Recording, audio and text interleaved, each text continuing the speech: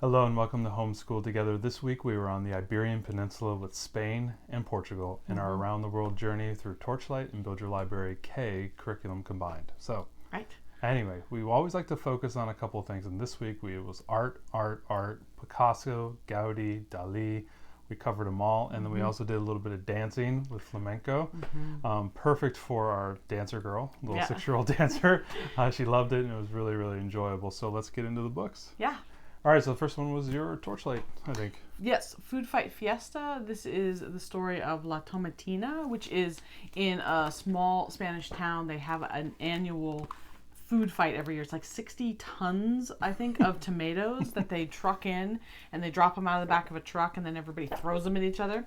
So we actually watched a video on this after we read this book. So this was really fun, and watching the video to couple with it, I think, was kind of the perfect way to have it hit home. So this was the main book that Torchlight recommended, and we enjoyed it. We thought it was cute. It wasn't our favorite book on Spain, but it was certainly very fun. Absolutely, and we don't condone food fights. Neither does Torchlight. Maria the Matador. Yeah, this was really interesting. So, as you know, with Spain, there's bullfighting, and so that kind of kept coming up. It wasn't something that we were choosing to focus on, but it did, as a recurring theme, keep coming up. This book is about a little girl who wants to win a lifetime supply of churros, and so she has to take on... Who wouldn't? Right. So she has to take on a bull, and it's got beautiful artwork, and she ends up conquering the bull with dance. They end up dancing together. So it kind of ended up being more flamenco than bullfighting. This kind of recurring theme of bullfighting kept coming up, and having to talk with our daughter about what bullfighting really is, and she was pretty upset about the humane animal treatment issues, of course, with it. So this was a little bit sensitive. I would say if your child is very sensitive to animals and things, you might want to just skip all of the Matador related things that we did, because it definitely was something that we had to talk about, and our daughter was a little bit upset about it. We had to kind of work through that as a, it's something that really does happen. But this was a very fun book, and there's nothing negative in this, but just the whole subject of bullfighting is something we had to keep coming back to. Yeah, it was even harder when I read her Hemingway's Sun Also Rises as well. It's a little bit of a stretch book. There's a lot of bullfighting. No. Miguel's Brave Knights. So nice little biography of Miguel de Cervantes, who wrote Don Quixote. Taking a long arc through his younger life.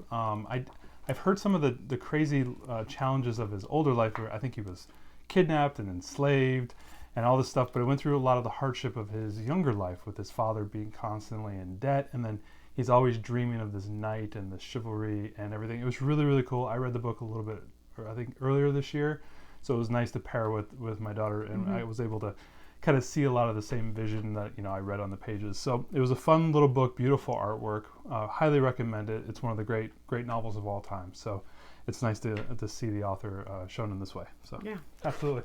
Lolo's Fandango. So we read this. This is about a young little girl who wants to dance. She's kind of a little mystery around her mother, who used to be a dancer, and her father, which I really liked, taught her how to dance. And I have great moves. Ignore her laughs. Ignore her laughs. As long as I got a beer or two in me, I got a lot of good moves.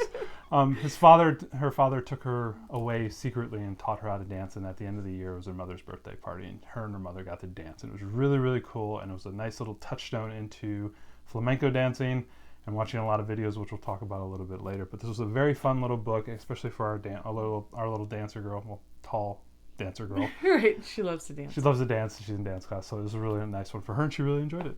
Absolutely. Next, A Story of Ferdinand, classic story. Right, Of so... a bull that would not fight. That didn't want to do the bullfighting. Bullfighting. Now, the reason that we read this one, it is a classic, and it's a good story, but mostly we read it because we wanted to watch the movie Ferdinand on Disney Plus right now, which, if you haven't seen, so there's the old cartoon of Ferdinand from maybe the 70s, the newer movie that came out a couple of years ago. I think John Cena played the... Right. And it's a really cute movie, and it's really good. And so we read this to couple with it. Again, though, having to discuss, and that movie definitely does a good job of explaining that the bulls don't come back from the bullfighting ring when they go. And it did do it with a lighter touch for kids. So I think that that's a good way to go, but it still does bring up the subject again. Yeah. So again, if you have sensitive kids. Absolutely. A great book. It's a classic. Great drawings as well. That's the other part of that.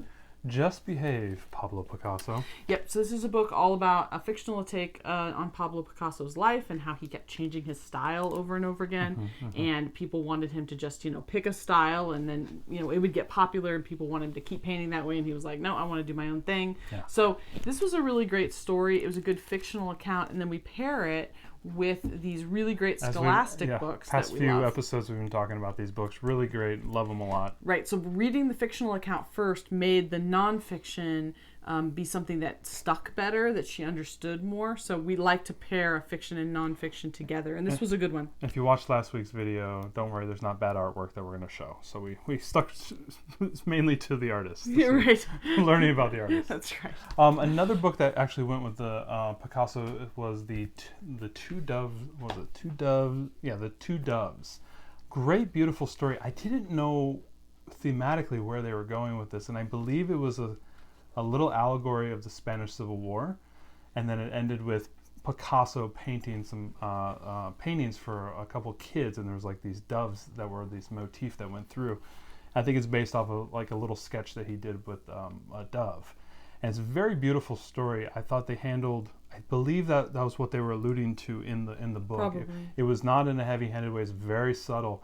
And I believe that's what they were alluding to, and if you read it through that lens, it was a very beautiful story. I really enjoyed it. Yeah, but totally appropriate for kids. Yeah, totally appropriate for kids. I think it might have been a little over my daughter's head because I don't think she understood what it was. But from my standpoint, when I was reading it, I was like, "Whoa, this is amazing what they're doing in such a small little children's story." I thought it was a really beautiful story.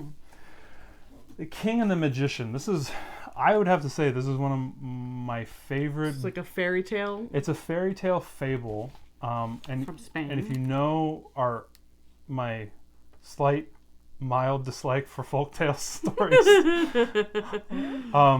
I don't really care for them. But this was an absolutely beautiful story. I had not heard the story before, The King and the Magician. I believe it's a common kind of a tale of a king who's gone bad, who tries to trick the magician, who then the magician tricks him, and through that trick they have to be close together. The magician is, in this case, the king says, he's trying to kill the magician, and the magician says, well, I will die the day you will die the day I die. And so then the king then tries to keep the magician alive for the rest of his life. And in doing that, the magician ends up passing on this great wisdom to the king, and in the very, very end, they become great friends, and it's just a very heartwarming story. Little Shakespearean at the beginning, but then it just hits this really nice note at the end, and I really love it. It was a great thing that I could talk to my daughter about. It was a very complex and deep story, and I really enjoyed it. It's probably one of my favorite stories we've read in the past few months. Absolutely. Highly recommend that one. Salvador Dali. We're getting into our honorable mentions. So this was another one of the scholastic books which we like. Dali's art is so surreal and different. It was a little bit hard for our daughter to kind of wrap her head around that. I tried to explain it to her, and she just didn't get it. So. I don't sometimes get Dali's art. So anyway. This was a little bit of an honorable mention. We had a couple Gaudi honorable mentions as well. So this is Building on Nature, the Life of Antoni Gaudi. If I were to choose one of the Gaudis, I would choose this one with, I think this is the Carmen. So Carmen was the daughter of Carmen and the house that Gaudi built. Yeah, it was one of the famous houses in, I think, Barcelona that Gaudi designed. And we've seen it. We took pictures of it. I remember us being there. And it's all about this young girl and her family who paid Gaudi to do the design, and how he potentially incorporated some of her ideas into the design of the house. So it was kind of a cute story, little girl centric. So if that's something interesting to you, go ahead and choose this one over the other one. Right, but still kind of honorable mention for us. Another one, Paintbrush. Yeah, Paintbrush for Paco. So this was good. This is one of those stories where they weave, it's a bilingual, they weave Spanish words into the English story. There was nothing wrong with this story. It was good. It included some good use of Spanish words, and and it had a nice uplifting story. But we just had a lot of books for Spain, and so this was kind of more of an honorable mention for us, but we did like it. So yeah, we did touch a little bit on Portugal, and we don't have anything specifically here. There was no books for Portugal, so we had to just rely on videos for that. We talked a little bit about some soccer. We did a little bit of Google Maps on it, but there wasn't really anything specific to read about Portugal. We just talked about it. We went through Rick Steves has a Portugal video, and we had some spine books that talked about Portugal, but there was no children's books that were associated with it. So just as a heads up there, if you do have something, leave it in the comments below. We'll make sure to add that to it. Yeah. We did talk about a little bit about watching the movie Ferdinand. We did do some videos as well. I did a lot of flamenco videos. My daughter really, really liked it after the Lola's Fandango. We went right into doing a bunch of flamenco videos, and she really loved that. That was really cool. You watched some Pamplona videos. Right, we watched some Rick Steves videos on Barcelona, and we watched one on the El Camino, the pilgrimage, and then one of them on Pamplona and the running of the bulls. But that, of course, ended with the bulls having to go into did the running, all went into the bullfighting ring, and then were killed. So again, the bullfighting thing was a little bit... Just be careful with that. A little bit stressful for our daughter, but ultimately... I don't know. I think it was okay in the end. Yeah. But if you have sensitive learners, anything with the bulls is... Absolutely. And then we spent about a whole evening going through our family photos. Earlier tonight, we spent hours going through our videos and photos. About 4.5 years ago, well before the pandemic, we had the chance to take our oldest, before our youngest came along, to Spain. It was she was 17 months old. It was a trip on a whim. It was really nice. I don't know that I would do several across the world with a 17-month-old. 12-hour flight with a 1.5-year-old is not advised. But we have a lot of really cute photos and videos, and it was really fun to look at these with our daughter. One of the things that we wanted to communicate with this is, obviously, it's great that we've been there, but if you have family members that have been to if you've been to a country, or if you have family members that have been, see if you can incorporate some of those, family experiences in your child's learning, because it just really helped our daughter to connect with it, because it was something real. If you have grandparents took a trip to Greece, then, when you study that, maybe you can show some pictures from their cruise or whatever. Like, trying to,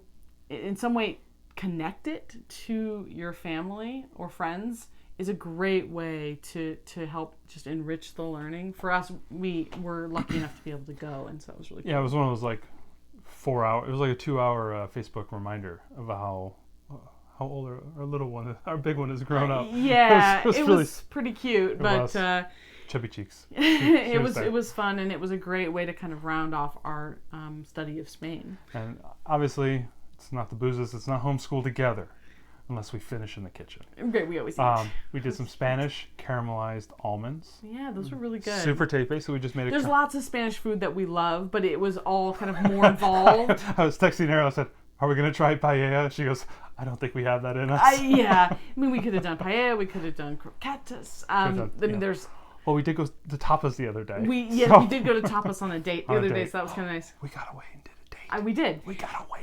We did have Portuguese sausage last weekend, but as far as us getting in the kitchen, we were very busy this week, and so we just did the almonds. Now, just to clarify, we did only study this for a week. Usually we do countries for 2 weeks, but we felt like, because it was all mostly completely Spain focused, that we could probably do this in a week, and so we did, and it seemed to work out just fine. It was fine. It was absolutely fine.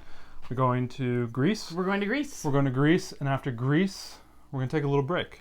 Yeah, so for the winter holidays. For the winter holidays. Maybe it'll be a couple weeks before you see the next video, but stay tuned to this one. We'll have the Greece one coming out in a couple weeks, and then we'll be on a little bit of break. So anyway, we'll see you in a couple weeks. Looking forward to talking to you.